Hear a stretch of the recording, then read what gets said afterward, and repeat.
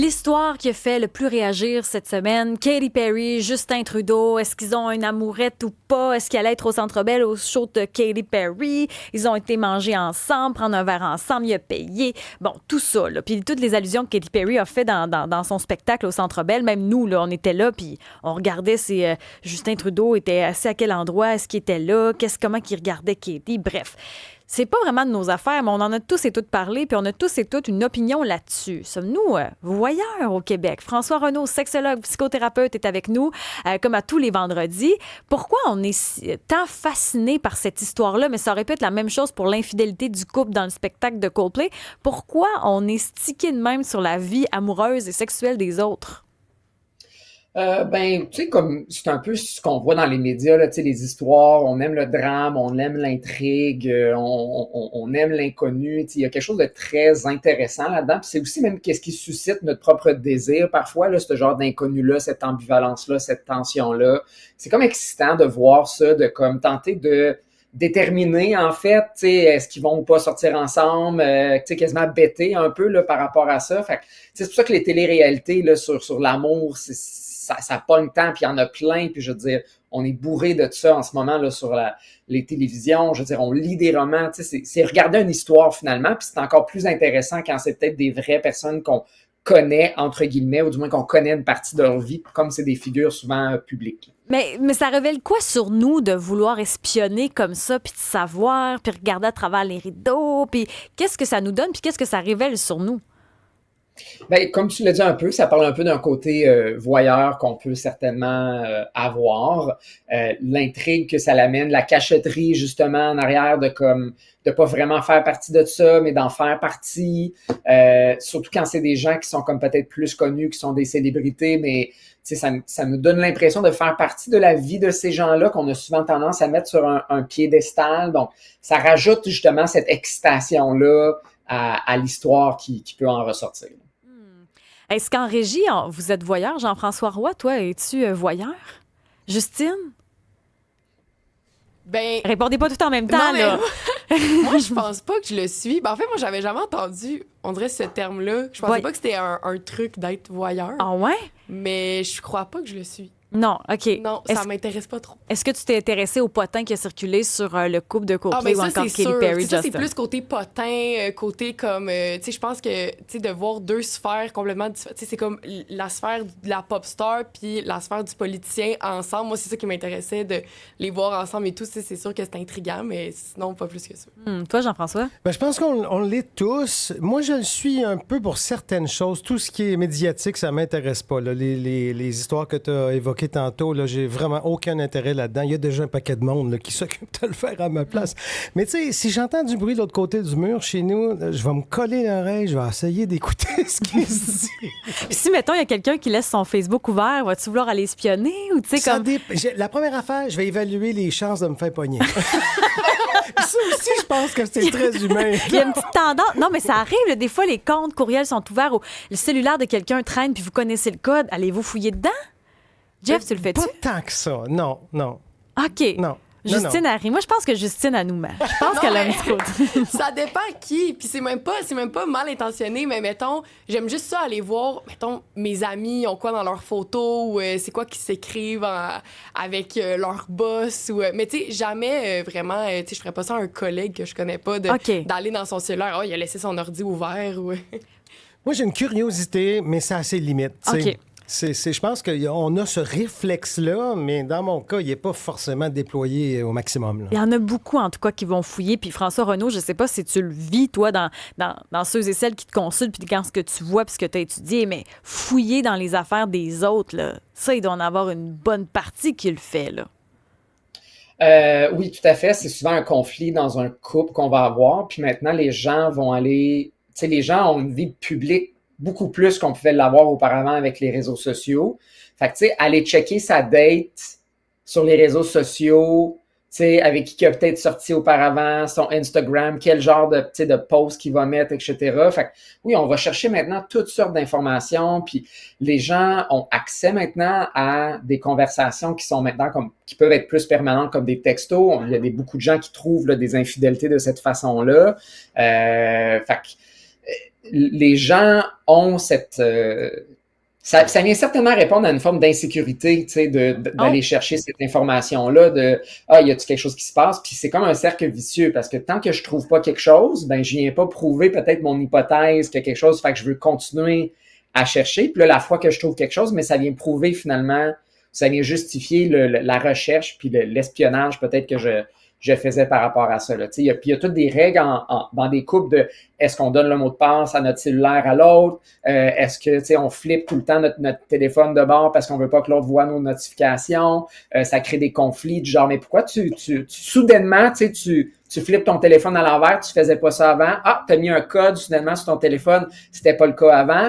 Fait que tout ça vient jouer de quelle application que l'autre va avoir. Mais il me semble que c'est donner beaucoup d'accès de. Tu sais, c'est pas parce qu'on a quelque chose à cacher, mais il me semble que donner tous nos accès à notre conjointe ou même nos amis, peu importe, là, il me semble que c'est beaucoup, non?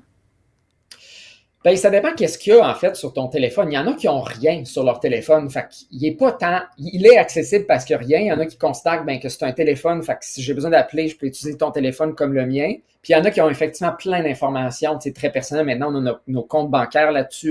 On peut payer avec ces cellulaires-là. Donc oui, ça peut être effectivement donner beaucoup d'informations, même de pouvoir même à l'autre, de pouvoir accéder à nos téléphones. Ça démontre un certain niveau de confiance qu'on accorde à l'autre ou parfois même de la naïveté, peut-être à accorder ça trop rapidement. Tu sais, tu n'as rien à cacher, tu le donnes, mais c'est l'autre personne qui ressent ce besoin. Tu sais, même entre collègues, là, mettons, il y a une page qui est ouverte, là, un courriel qui est resté ouvert, une page Facebook. Il y a quelque chose avec ça quand même, le fait qu'on va y aller, on va regarder, ça laisse pas trop de traces, juste parce qu'il y a quelque chose avec ça. Oui, effectivement. Puis le fait, tu sais, un peu comme ton collègue vient de le dire, les gens vont évaluer jusqu'à quel point ils peuvent se faire pogner. Quelle est la trace de moi qui espionne?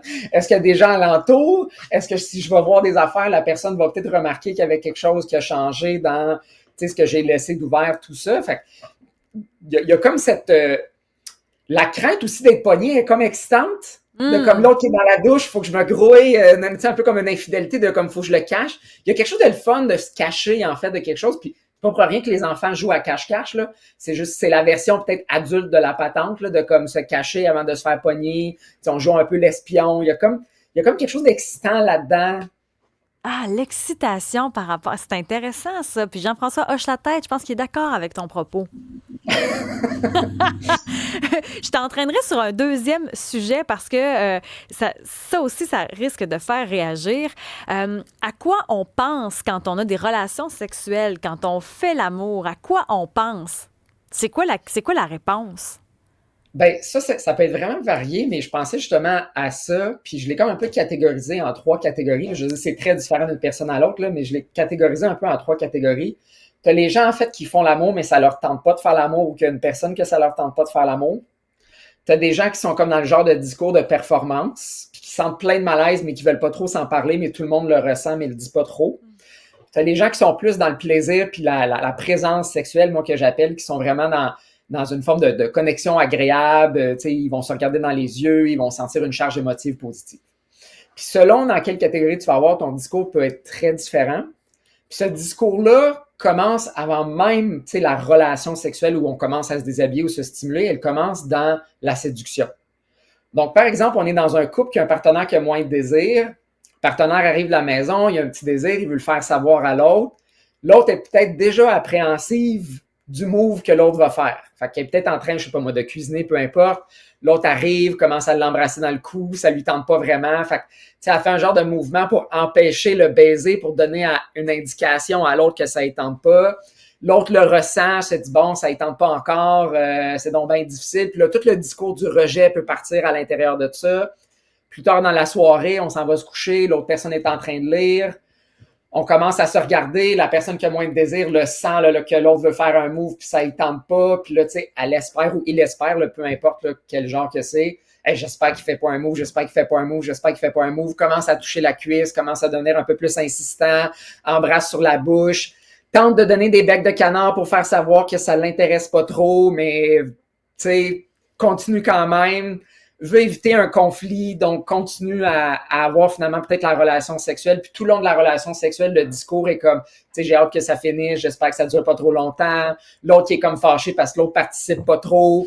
s'excite pas vraiment, est comme un peu fâché de la patente, mais continue quand même parce qu'il veut quand même avoir le sexe parce qu'il y a comme une porte ouverte. Fait que, tu sais, ça ressemble au discours qu'on va avoir chez les gens que ça leur tente pas trop d'avoir du Hey, sexe. Là, entendu de même, là, mettons, dit de même, quand t'es pas dans la situation, là, tu te dis, mon Dieu, qu'on se complique la vie pour rien. On a juste à parler. Quand t'es pas dedans, là, il me semble, tu me dis ça, puis je nous trouve drôle un peu. Mais est-ce que ça arrive souvent que en relation, on pense à quelqu'un d'autre? Est-ce que tu as vu ça? Est-ce que souvent, tu fais l'amour avec quelqu'un, mais tu penses à une autre personne? Ah oui, ça, c'est assez fréquent. La majorité des gens vont avoir tendance à fantasmer pendant une relation sexuelle, surtout pour avoir leur orgasme, là. C'est souvent le moment où ce que les gens vont avoir tendance à comme s'imaginer quelque chose de très excitant pour avoir cette excitation-là de plus. Ça peut être sur effectivement d'autres personnes. Des fois, ça va être sur un comportement sexuel peut-être qu'ils font pas ou qu'ils aimeraient faire à ce moment-là, puis ils vont l'utiliser. Des fois, c'est juste, tu sais, t'es peut-être dans une posture qui te permet pas nécessairement de voir ton partenaire, ou t'es dans le noir, ou tu sais, c'est plutôt sombre, donc tu vas toi-même visualiser quelque chose pour venir te stimuler. Mais ce qui est vraiment intéressant du discours interne qu'on a, c'est qu'on le ressent en fait chez l'autre, ce discours-là. Donc, on ne lit pas nécessairement dans la pensée de l'autre, mais on a quand même une très bonne idée de l'état émotif de l'autre personne pendant la relation sexuelle. Donc, l'exemple que je viens de donner, le partenaire qui continue à embrasser, là, il sent que l'autre n'est pas intéressé. Ouais. Il sent que l'autre a comme, tu sais, coincé son cou au début parce que ça ne tentait pas d'avoir une relation sexuelle. Puis on parle souvent qu'on manque de communication dans la sexualité ou dans un couple. Puis c'est vraiment faux parce qu'on est constamment en train de lire notre partenaire, puis on lit les sous-textes. On le voit, on l'entend le soupir, on l'entend le changement de voix. On est constamment alerte à est-ce que mon partenaire en ce moment prend plaisir à ce qu'on est en train de faire ou pas. Puis des fois même, on va sentir, on va recevoir du sexe oral par exemple, puis on va être très alerte à comment notre partenaire réagit au sexe oral, mais aussi comment notre partenaire se sent de donner le sexe oral. Est-ce que je sens que c'est quelqu'un qui est confiant, qui est habile, qui se sent compétent, compétente, ou au contraire est rempli d'insécurité, cherche frénétiquement à l'intérieur de mon corps ou fait des techniques pour tenter de m'exciter rapidement parce que je le sens pas. Fait qu'on sent aussi l'insécurité de l'autre. On sent son discours qui se passe dans sa tête. Mais quand on pense à quelqu'un, là, est-ce que ça, c'est trompé? Est-ce que c'est mal vu? Est-ce que c'est négatif de faire ça, de penser à quelqu'un d'autre pendant l'acte? Bien des gens vont le catégoriser de cette façon-là, malgré que parfois ils le font eux-mêmes. Là, souvent, c'est je le fais, mais je veux pas le savoir que l'autre le fait. Je le fais, mais je veux pas que l'autre le fasse. Aussi, il y a comme un genre de double standard parfois. Fait que ça dépend. Il y en a qui vont voir ça comme c'est tout à fait normal. Pendant la relation sexuelle, on va utiliser différents stimulus, puis l'imaginaire en est un de ça. Tandis qu'il y en a d'autres qui vont vraiment dire ben là, c'était pas vraiment avec moi quand tu fais ça, je te sens déconnecté. Il y en a même qui vont se plaindre de comme je vois mon chum ou ma blonde aller ailleurs, puis j'ai l'impression qu'elle est tellement dans sa tête qu'elle ou lui est plus avec moi à ce moment-là. François, merci beaucoup pour ton temps aujourd'hui. François Renaud, sexologue et psychothérapeute. J'imagine qu'il y aura des discussions à ce sujet-là cette fin de semaine. J'aimerais ça être un oiseau puis entendre tout ça. Merci beaucoup. Bonne fin de semaine. Ça fait plaisir. À la prochaine.